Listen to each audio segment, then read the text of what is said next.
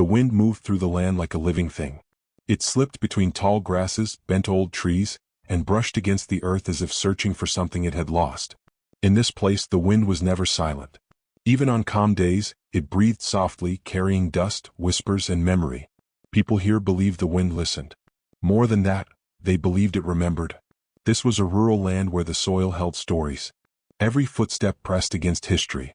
The graves scattered across the hills were not forgotten stones. They were sacred ground. Each one marked a life, a promise, a bond that did not break with death. The villagers said the dead did not leave. They stayed in the roots of trees, in the cracks of the earth, and in the wind that never truly rested. At night the wind grew heavier. It crept along the paths between homes and circled the graveyard at the edge of the village. Old wooden markers leaned forward as if listening.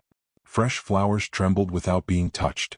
The air itself felt aware, as though it was waiting for something to happen. In this land memory was power. Those who honored the past lived in peace with it. Those who forgot it felt the land turn cold beneath their feet. The wind carried warnings for such people, not loud ones but quiet signs that came too late if ignored. A sudden chill. A name whispered when no one was near. A restless feeling that followed you even into sleep. The elders used to say that the wind knew every name carved into the earth. It spoke them when respect was given.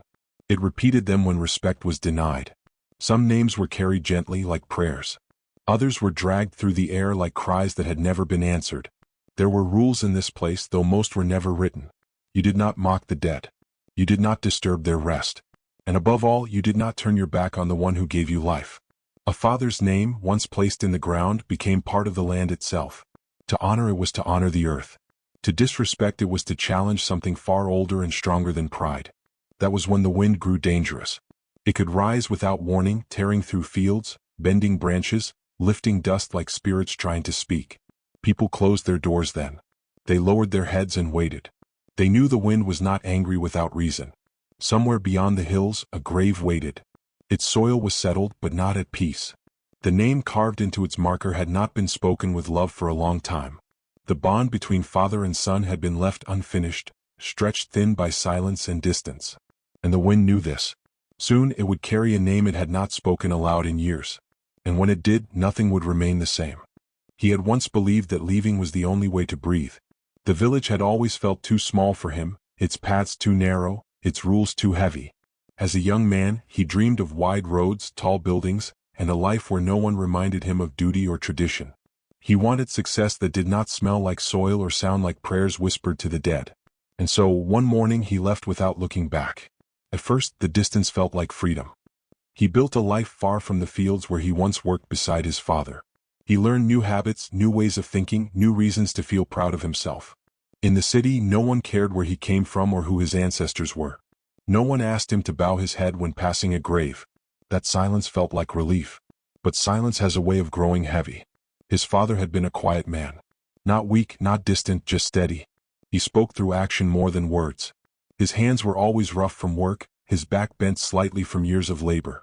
He believed respect was shown, not announced. To him, the land was not owned. It was borrowed from those who came before and protected for those who would come after. The son never understood that. Whenever his father spoke of tradition, the son heard control. Whenever his father warned him about forgetting his roots, the son felt judged. They argued without raising their voices, their distance growing in what they did not say. Pride built walls where love should have lived. The day he left, his father did not stop him. He stood near the doorway watching silently. There was no blessing spoken, no anger shown. Only a long look that the son refused to understand. The son told himself that silence meant approval, or at least acceptance. It was easier to believe that than to face the truth. Years passed. The son worked hard and on the surface he succeeded. He earned money, respect, and the feeling that he had escaped something. But sometimes, late at night, he remembered his father's hands, always dirty but gentle. He remembered the way his father looked at the land as if it could hear him. Those memories came uninvited and he pushed them away. Calls home became rare. Then they stopped. He told himself his father was strong. He told himself there would be time later. The village would always be there, unchanged, waiting. He did not understand that time does not wait for unfinished bonds. The news came without warning. A message, short and heavy, reached him through distant voices. His father was gone. Buried. Resting in the soil he had spent his life protecting. The sun stood still when he heard it, unable to feel anything at first. Shock held him in place. Then denial. Then a hollow space opened inside him where words should have been. He did not return for the burial. Work felt more important. Distance felt safer. Facing the grave felt impossible. He convinced himself that his absence did not erase his love. He convinced himself that grief could wait. But grief does not wait. It settled into him quietly, like dust in an empty room. It showed itself in anger without cause, in pride sharpened by guilt. When memories of his father surfaced, he met them with excuses. He told himself his father had chosen his life. He told himself silence had been mutual. Deep down he knew better. The guilt lived beneath his confidence. It followed him, unseen but present. He buried it under success, under laughter that felt forced, under the belief that the past no longer mattered. Yet every time the wind brushed his face, he felt something stir, an unease he could not name. He had left everything behind. His home, his father, his duty. And now, whether he was ready or not, the past was calling him back. The wind had begun to remember. The road back felt longer than the one he had taken years ago. As the vehicle moved away from the city, the air changed. Buildings gave way to open land, and the noise of engines faded into the sound of wind brushing against tall grass. With every mile, his chest grew tighter. He told himself he was only returning because he had to, because unfinished matters had a way of following a man no matter how far he ran. When the village finally appeared, it looked the same and yet completely different. The houses still stood where they always had, low and worn by time. The dirt paths were still marked by footprints that told stories of daily life. But something felt heavier now, as if the land recognized him before the people did. The wind swept through the village slowly, pressing against his clothes, circling him once before moving on. He noticed the silence first. Conversations paused as he passed. Faces turned away, not with anger but with distance. No one greeted him warmly. No one rushed forward. Respect here was earned through presence, through shared memory. He had been absent too long to expect welcome. Every step stirred old memories. He passed the place where he once helped his father repair a fence. The well where they drew water together stood unchanged. Yet he felt like a stranger walking through someone else's life. The village had moved on without him, but it had not forgotten. Whispers followed him, not spoken but felt. The elders sat beneath the shade of a large tree near the center of the village. Their eyes lingered on him longer than necessary. They said nothing, yet their silence carried judgment. In this place words were not always needed. The wind often spoke instead. It brushed past the elders and reached him, cold against his neck. His father's grave lay at the far edge of the village, where the land sloped gently toward the hills. It was a place people visited with care, stepping lightly, speaking softly. The sun had not gone there yet, but he felt its pull. The thought of it tightened his throat. When the grave was mentioned, only once, quietly, the wind shifted. Leaves rattled suddenly. Dust lifted from the ground. It was brief, almost unnoticeable, but enough to send a chill through him. He told himself it was coincidence. The mind, he believed, was quick to create meaning where none existed. Still, he avoided looking toward the hills. The house that once belonged to his father stood empty. Its door creaked as he opened it, the sound echoing through the quiet rooms. The walls carried the smell of old wood and earth. Everything felt paused, as if waiting for someone who never returned. That night, the wind grew restless. It pressed against the walls, slipping through cracks, stirring curtains that had not moved in years. He lay awake, listening, trying not to think of the grave beyond the village. The land felt watchful, as though his presence had disturbed something long settled. He told himself he would go to the grave the next day. He told himself it was only a formality. But deep inside, he knew this return was more than a visit. It was a crossing. The land of the living and the land of the dead were closer here than he remembered. And the wind, always the wind, moved freely between them. It carried memory. It carried judgment. And it was waiting for him to take his next step. Morning arrived with a sky that felt too still. The sun rose without warmth, casting pale light over the village. The wind had quieted, but its silence felt unnatural, like a breath being held. The son stood outside his father's old house, staring toward the hills where the grave lay. He told himself there was nothing to fear. A grave was just earth and stone. Memory was only something people carried in their minds. That belief gave him courage, false courage. He walked toward the grave alone. The path was narrow and uneven, lined with grass that brushed against his legs. Each step felt heavier than the last, but he forced himself forward. He refused to slow down, refused to bow his head like the others did. Pride straightened his back even as his heart began to race. The grave sat beneath an old tree whose roots spread wide, gripping the soil like fingers. The marker was simple, worn smooth by years of wind and rain. Fresh signs of care were clear. Someone had swept the ground. Someone had left offerings. This was not a forgotten place. He stopped a few steps away. For a moment, something inside him hesitated. A memory rose, his father standing in the field at dawn, watching the land in silence. The image faded quickly. He pushed it away. This doesn't change anything, he told himself. He stepped closer and broke the silence. Instead of lowering himself in respect, he scoffed. Instead of pausing, he acted with careless impatience. He brushed dirt from the marker roughly, not as an act of care, but as if clearing away an inconvenience. His movements were sharp, dismissive. He treated the grave like an object, not a resting place. Then he did something worse. He spoke lightly with bitterness he had never released. His tone carried years of resentment, of feeling misunderstood, controlled, left behind. It was not the act itself that cut deep, but the feeling behind it. The land felt it. The air shifted. Leaves trembled without warning. The tree above the grave groaned softly, its branches bending though no storm had arrived. The wind returned suddenly, rushing through the clearing with force that felt alive. He froze. The ground beneath his feet felt colder. The calm of the morning shattered, replaced by a low, restless sound. The wind circled the grave once, twice, lifting dust into the air. It did not scatter, it gathered. From within that movement came a sound. At first it was faint, almost nothing. He thought it was his imagination, his mind reacting to guilt and fear. But then it came again, clearer this time. His name. Not shouted. Not spoken by a human voice. It flowed through the air, stretched and broken, carried by the wind itself. It wrapped around him, brushing against his ears, his skin, his chest. He stepped back, his heart pounding. This isn't real, he whispered to himself. But the wind answered by growing stronger. The branches above him bent low, creaking as if under pressure. Dust stung his eyes. The marker behind him vibrated slightly, the ground humming with a deep, quiet force. Somewhere beyond the hills, thunder rolled without clouds. People in the village felt it. They stopped what they were doing and looked toward the graveyard. Faces tightened with fear. This was not a normal wind. This was not a passing change in weather. This was the land responding. He stumbled away from the grave, breath shallow, hands shaking. The wind followed. It did not chase him. It guided him, pressing at his back, herding him away from the sacred ground he had disturbed. His pride cracked under fear. For the first time since returning, he felt small. Behind him, the grave stood silent.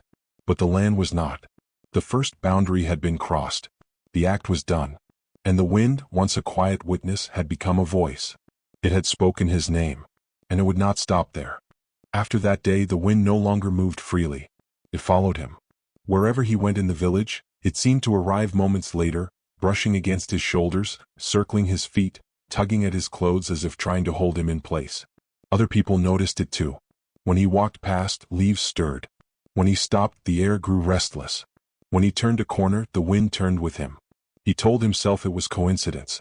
He told himself the land was the same as it had always been. But the wind refused to act normal. It rose when he rose. It calmed when he sat still. And when he tried to ignore it, it whispered. At first, the sound was unclear. A breath. A murmur. Something just beyond hearing. He would pause and look around, expecting to see someone nearby, but the paths were empty. The village felt quieter than before, as if people were listening too, afraid to speak. Then the whispers formed a shape. His name came again, carried softly through the air. It did not come from one direction. It came from everywhere. From behind him. From the ground beneath his feet. From the trees that leaned too close. Each time his chest tightened. He slept poorly. At night, the wind pressed against the house, slipping through every crack. It brushed across his face like a hand he did not want to recognize. Sleep, when it came, brought dreams he could not escape. He dreamed of his father standing in the fields at dawn, back turned, shoulders tired. No matter how fast he moved, he could not reach him. When his father finally looked back, his eyes held no anger, only disappointment. That hurt more than rage ever could. He woke with sweat on his skin and guilt heavy in his chest. The dreams returned night after night, growing clearer, sharper. The wind always moved through them, bending grass, lifting dust, carrying the same quiet sound. His name. During the day, people avoided him. Mothers pulled their children close when he passed. The elders watched from a distance, their faces tense. No one spoke openly about what was happening, but fear spread quickly in a place where signs were understood without explanation. They believed an ancestral boundary had been crossed. The land had been challenged. The dead had been disturbed. And the wind had chosen a voice. He tried to reason with himself. He blamed exhaustion, stress, old memories rising at the wrong time. He told himself fear was feeding imagination. But deep down, another truth pressed against him just like the wind did. Something had been awakened. One evening as the sun dipped low, the whispers grew louder. The wind rushed through the village, lifting dust into spirals that followed him down the path. His name was clearer now, stretched longer, heavy with meaning. He stopped walking. The wind stopped too. The silence that followed was worse. It pressed against his ears, thick and waiting.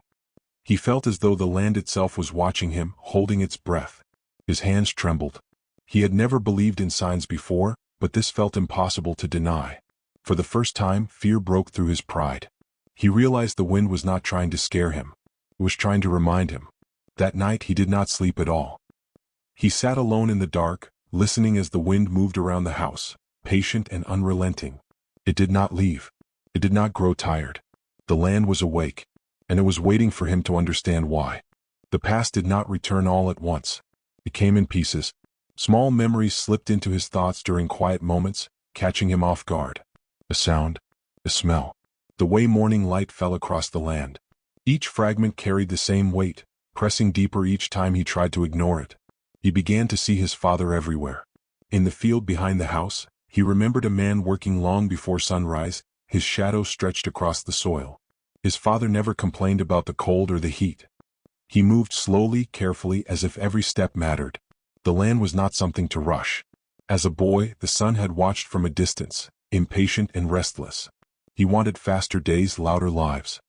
He never noticed how often his father paused, leaning on his tools, catching his breath before continuing. He had mistaken strength for ease. Now he understood the cost.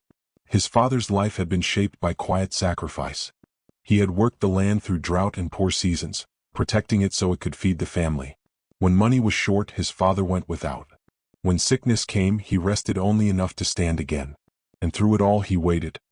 He waited for his son to return from school.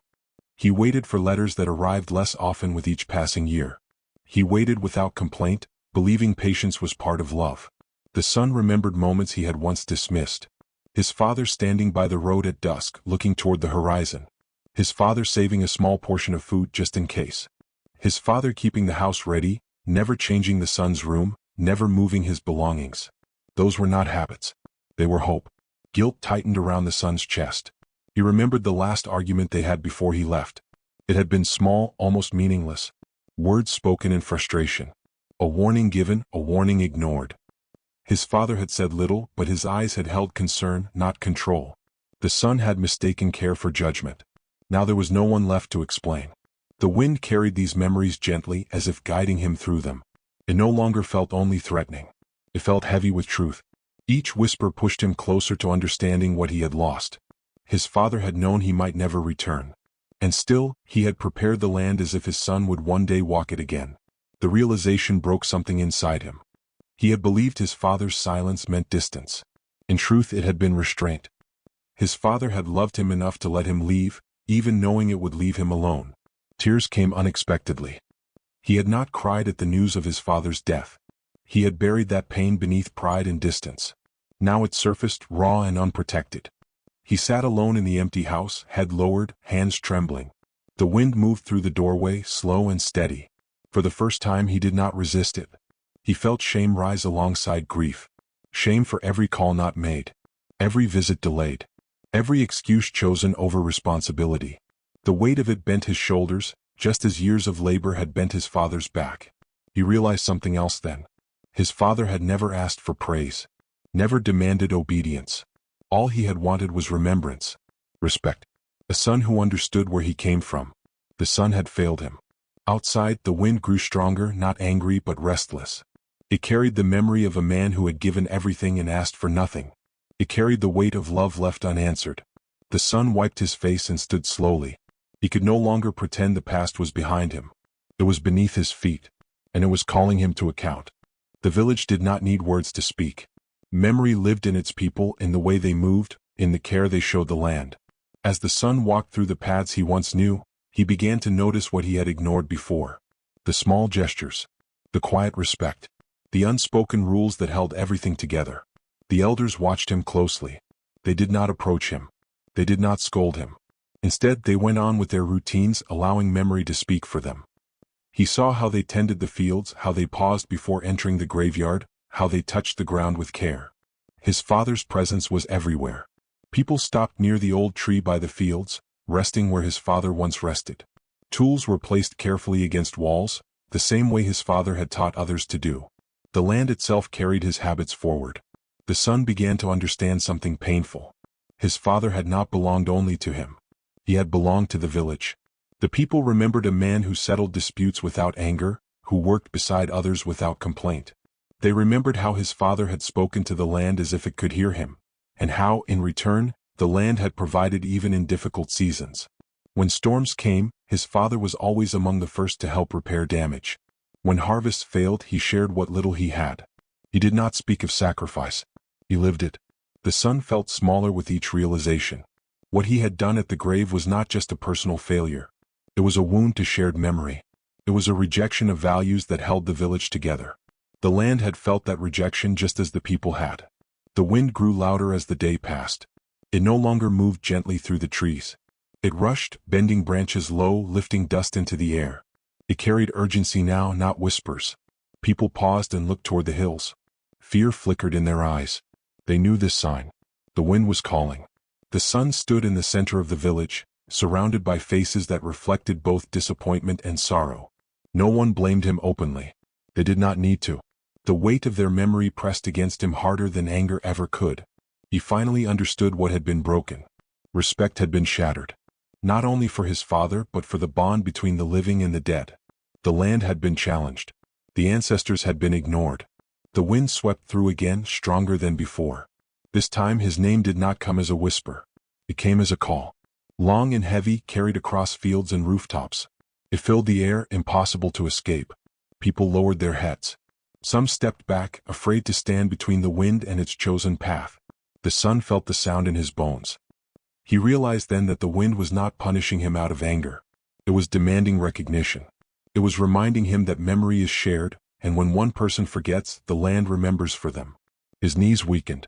He had believed his actions affected only himself. Now he saw the truth.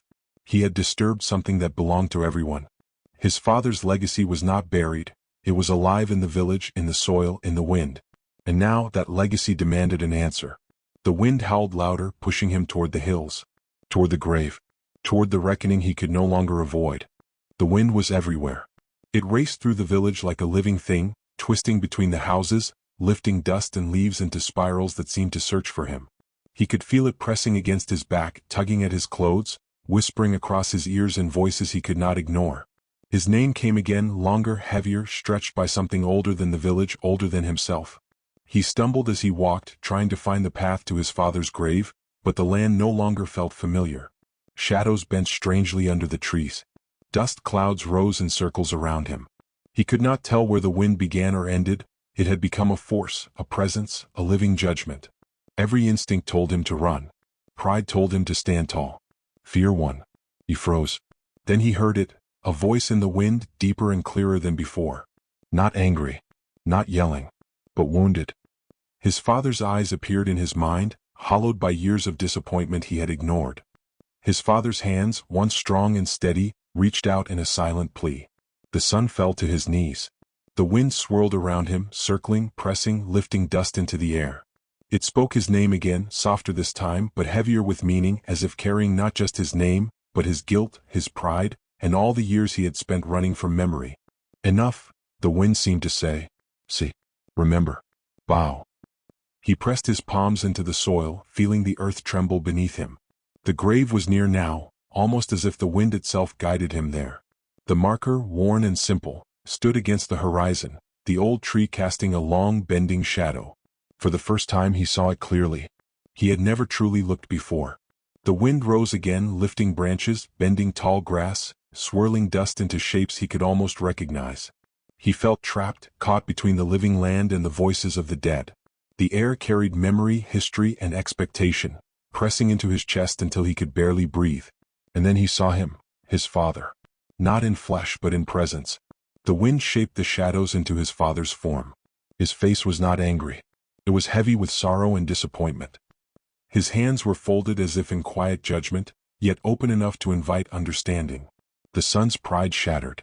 All the excuses he had used to justify leaving, to ignore responsibility, to deny the bond between them, they fell away. He realized the wind was not there to punish him. It was there to show him what he had ignored, what he had forgotten, what he had denied. The truth of his father's life, the care that had gone unseen, the love he had failed to honor. Tears streamed down his face as the wind continued its dance. It was relentless, circling, pressing, alive. He bowed low, letting the weight of his failures fall completely upon him. The ground beneath his hands felt sacred. The air smelled of earth, of memory, of something eternal. I see now, he whispered to the wind, to the memory, to his father. I understand. The wind paused briefly, heavy and waiting. Then it circled him once more, slower this time, pressing lightly against his shoulders, as if acknowledging that he had finally begun to understand. Not all at once. Not fully healed. But aware and willing. He stayed on his knees for what felt like hours, the wind lifting and settling around him, carrying the names of ancestors, the weight of memory, the quiet power of a legacy he could no longer deny. For the first time he felt small. For the first time he felt humbled. The pride that had protected him, that had allowed him to run, that had justified years of absence, it was gone. The wind softened, brushing against him gently. Shadows of the village and trees swayed in harmony. Dust fell like quiet rain. And in that moment he realized, this confrontation was not punishment. It was accountability. The wind had carried truth and he had finally faced it. He rose slowly, chest heavy but clearer. He looked at the grave, at the tree, at the land that had not forgotten him. He did not turn away. He would not run again. The wind whispered once more, softly this time, carrying a name full of memory, of grief, and of quiet hope. His own. And he understood that the path forward would not be easy, but it would be necessary. The wind had spoken and he had listened. But listening was not enough. He stood before the grave, the soil damp from morning dew. His hands ached from the countless small tasks that now lay before him. The air smelled of earth and rain, heavy with memory. The land had shifted beneath his feet, as if waiting to see whether he would truly act, or if pride would rise again. He began with small things. The grave needed care. The soil was uneven where he had once brushed it carelessly. He knelt, smoothing the dirt with hands that remembered nothing of gentleness, and placed fresh flowers on the worn marker. Each movement was deliberate, each gesture a silent apology.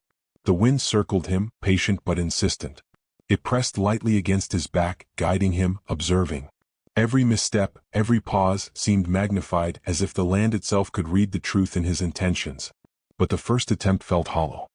He realized quickly that an apology alone could not erase years of neglect. Words spoken to empty air were not enough.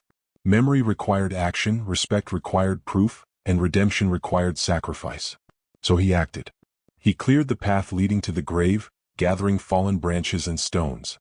He repaired broken fences, mended walls that had leaned with age, and swept the yard clean.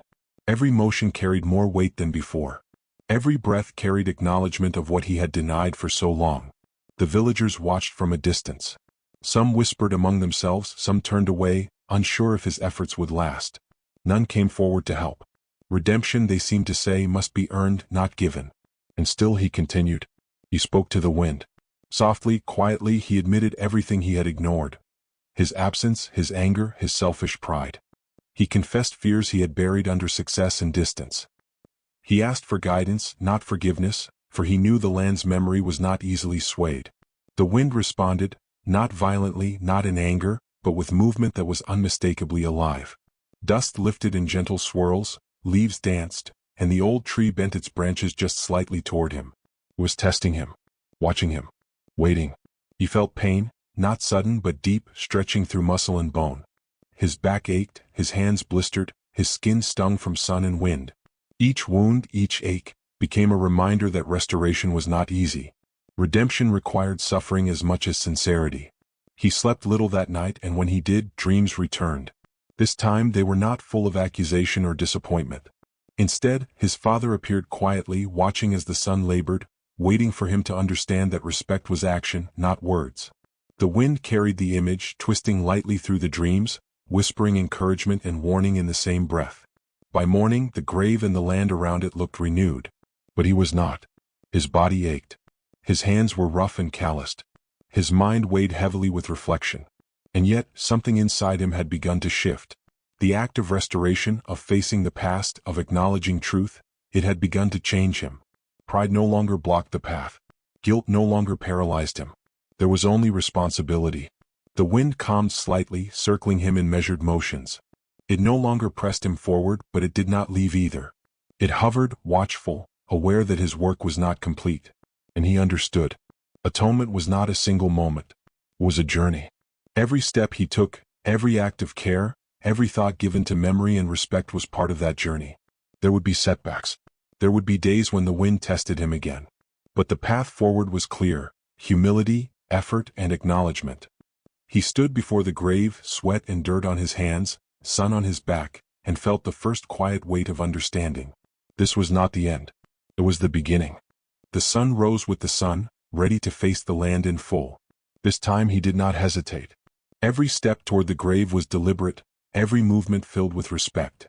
He understood now that the work was more than physical. It was spiritual. His father's legacy was not in wealth or fame, but in care, patience, and the quiet strength of responsibility. He began by restoring the grave itself. The soil was shaped evenly, firm beneath his hands. He placed flowers, not just any flowers, but ones he had chosen carefully, ones that spoke of remembrance and honor. Stones were arranged, each marking the boundary of the sacred space. He washed the marker with water from the well, letting the sun warm the droplets until they shone against the worn wood. The wind responded differently. Where once it had been restless, it now circled slowly, deliberately, as if observing approval. It lifted dust gently rather than violently, caressed the tall grass instead of bending it harshly. The sun could feel it less as a threat, more as a guide. The land was teaching him, acknowledging his efforts, yet reminding him that restoration required patience. He walked the fields his father once tended. He planted where soil had grown thin, repaired where fences had fallen, and carried water to places the sun had scorched. Each act felt natural, not forced. He could feel the rhythm of the land again, the pulse his father had followed for years. And with each step, he remembered the sacrifices, the quiet work, the strength that had once seemed invisible. The villagers noticed the change. They watched him from a distance, but they did not interfere. They saw a man humbled, working without complaint, attentive to every detail, every lesson embedded in the soil. Slowly their fear eased, replaced with cautious hope. They recognized a son who had returned not for himself, but for something greater: the memory of a father, the spirit of a community, the sanctity of the land.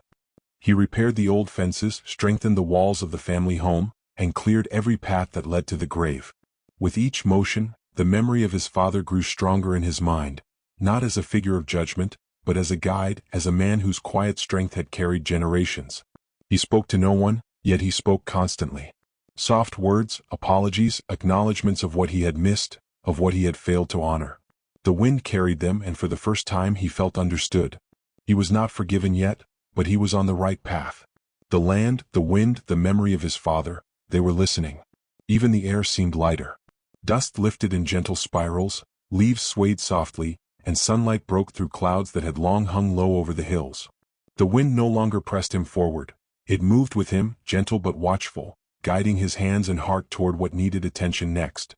By midday the grave looked alive with care. Flowers shone bright against the rich soil. The stones formed a clear border. The tree overhead swayed gently, as if nodding in approval. The sun paused and placed his hand on the marker, feeling its texture beneath his palm, feeling the weight of history, of memory, of love that had been quiet but never gone.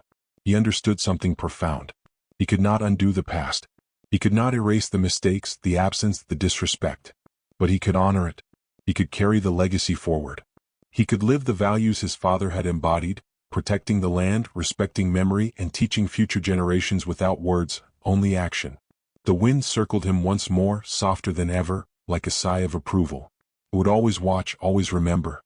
But it no longer carried anger. It carried guidance, vigilance, and quiet encouragement. The sun had begun to reclaim what had been lost, and in doing so, he had reclaimed a part of himself he thought was gone forever. He stood tall, though humility lingered in his posture. He knew the journey was not over. Healing would take time and scars of guilt would remain. But he had begun. He had faced the wind, faced memory, faced his father, and had chosen responsibility over pride, care over neglect, action over denial. For the first time in many years he felt peace. The land felt at ease as well. And though he would always remember the weight of what had been, he could finally walk forward carrying both the burden and the blessing of his father's legacy. The morning was quiet. For the first time in years the wind did not rush or swirl. It moved gently, brushing through the trees and tall grass as if breathing a soft sigh. The village seemed to hold its breath. Even the sun appeared warmer, breaking through clouds that had long shadowed the hills. The son stood by the grave, hands resting lightly on the marker. The soil was firm and even, the flowers bright and fresh. Stones formed a perfect border. He had done all he could to honor what was sacred. Now he simply watched, feeling the weight of memory and effort settle inside him. Then he heard it, his name. Soft, almost whispered, carried not by the wind's anger but by its calm. It wrapped around him, gentle as a touch, carrying not judgment but recognition. The land had remembered. The ancestors had remembered. And finally the wind itself seemed to forgive, not as humans forgive, but as the earth forgives those who honor it. He closed his eyes. He felt his father's presence, not through words, not through vision, but through memory alive in the land and air. A quiet strength, steady and patient, rested beside him. All the lessons he had ignored, all the sacrifices he had taken for granted, and all the love he had failed to see, they were here now, unmistakable and unchanging. The village responded too. People came forward, silently at first. They did not speak, for no words were needed. Their eyes reflected the same understanding, the same recognition of the son who had returned, humbled and changed. Respect was no longer demanded, it was freely given, earned by the work of his hands and the honesty of his heart. He breathed deeply. The wind was finally at peace. It no longer followed him, no longer pressed against him, no longer whispered accusations. It moved like a quiet companion, present but unobtrusive, as if saying, "Remember, honor, and continue." He knelt for a moment, touching the earth with both hands. "I cannot undo the past," he whispered, "but I will honor it. I will carry it with me." The wind swirled once gently, lifting dust and leaves in a slow, peaceful spiral. The sound of his name faded into the soft hum of the land. Nature had returned to balance. The burden of guilt had not disappeared entirely, but it no longer crushed him. He could move forward carrying memory, responsibility, and care. He stood, looking over the fields, the village, the grave. He felt a quiet connection to his father that was steady and enduring. Not a presence to fear, but a legacy to live by. He understood that respect and love were not always loud. They were patient. They were careful. They waited for those who would learn, for those who would return. The sun climbed higher, warming his face. The wind whispered lightly through the trees, carrying with it the faint echo of a name, a memory, a life honored. He smiled, softly, for the first time in years. The wind had spoken one final time. And now it was silent. The village was quiet again. Life returned to its ordinary rhythm, yet it was different now. The air carried a calm that had been absent for years. The wind moved freely, but it no longer whispered warnings or pressed against the land with urgency. It seemed to remember, but it remembered gently, like an old guardian keeping watch. The sun walked through the village not as a visitor but as part of it. Faces nodded in acknowledgement.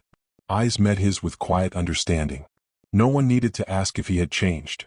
The work, the care, and the humility he had shown were visible in every step he took, every gesture he made.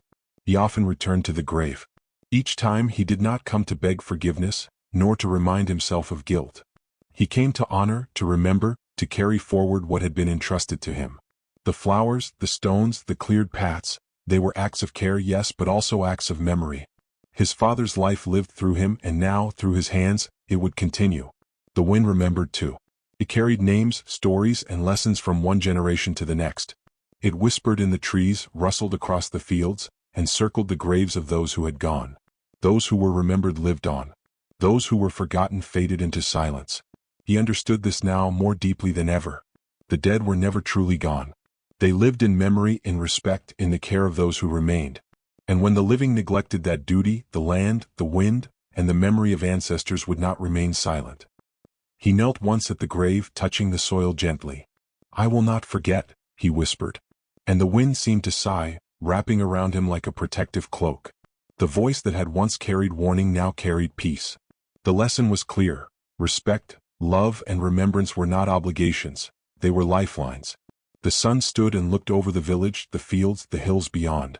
The wind stirred the grass at his feet, and he felt the presence of names long gone, memories kept, and legacies honored. Some names, like his father's, would never be forgotten, and the wind would always remember them.